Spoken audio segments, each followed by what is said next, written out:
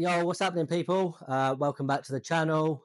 Thank you very much for everyone who's been liking and subscribing the channel. It really means a lot. We are very close of hitting that 4,000 watch hour milestone that I mentioned previously. Just a little bit more. So keep subscribing, keep liking, and let me know what you think about the content. I promise you, this content one day will get better. I've just got myself a new microphone, so let me know how the audio is down below. I just want to give you an update on the 90 centimeter aquarium. It's been running now for just over a week, maybe 8, 9 days. I have been carrying out the daily water changes over the last week. Reason being, a good friend of mine, he actually sent me some plants, which is kind of a rare plant. It's Komamba fucata, if that's how you say it. I'm not sure, but I've actually put it in the back. It's a stem plant right at the back, left-hand side here, and also the back right here. It goes a beautiful red color. It's a South American stem plant. I can't wait to see, what it's going to look like inside the aquarium. But he sent me this via post, and I had it, and I couldn't risk having it around the house dying, so had to put it inside the aquarium. And now we're doing daily water changes. Can you believe it? We're doing daily water changes for one species of stem plants. It's utter madness, but it's nothing that I'm not used to. Daily water changes is something that I really strongly believe in. I have conflicting opinions of daily water changes, but I generally believe that carrying out daily water changes every single day for the first week, potentially two, really will give you the benefit of having a successful aquarium, especially in the first 3 months, especially the time where majority of people do end up leaving the hobby because of algae, because of, lack of plant growth, and just an unsuccessful aquarium. So daily water changes is for the win. We are going to be doing daily water changes every single day, probably for another week or so. Um, the tank actually looks fairly brown and a bit murky. I've got Seachem Purigen inside the filter, which will actually take out all the tannins. It is due a water change in probably an hour's time, just after I finish this recording this video.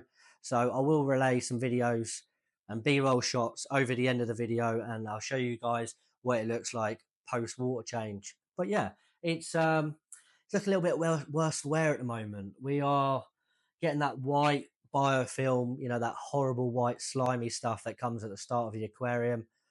Not an issue, like I mentioned before. Water changes, and I'll probably end up giving a little bit of a brush and sort of take it out manually. It doesn't have to be taken out manually. It just depends on how you feel. I will probably um, do a 70-80% water change on this evening, and then let you guys know how it's looking. So, especially after using a lot of the wood inside this aquarium, it is really, really orange. You can see the sand here at the bottom. That's actually very white. Funny enough, it's the Weo Heaven sand, and it's actually a very white sand. But because of the tannins inside the aquarium, it looks very orange. But no problem. Water change is key. So what else have we changed? I had a bit of a nightmare, right? So I had a piece of wood at the back of the aquarium. I didn't glue down. I can't believe I completely forgot to glue it down. And when I filled up the aquarium for the first time, can you imagine? All these pieces of wood were all glued down to a T, apart from one piece, and it ended up, you know, I filled it up to maybe 60, 70%, and all of a sudden, whoosh, right to the top of the aquarium. I thought, so frustrating. So what I done, I drained the water down again, had a look and thought, do I need that piece of wood inside the aquarium? Yes, I do, because for some reason, I was looking at the aquarium and thought, it doesn't look the same. So drained it down, re-glued the piece of wood at the back, and yeah, it's looking exactly how I really imagined it to look, especially when I've taken the previous photos of how the hardscape looked. Now it's back looking how I wanted it to look. So yeah, we're in a good place. We've got the trusted Skylight Hyper Spot, which is an outstanding light. Shout out to Skylight for supporting me for the last year. It's just a fantastic light. I've had Chihiros in the past. I've had the Twin Star.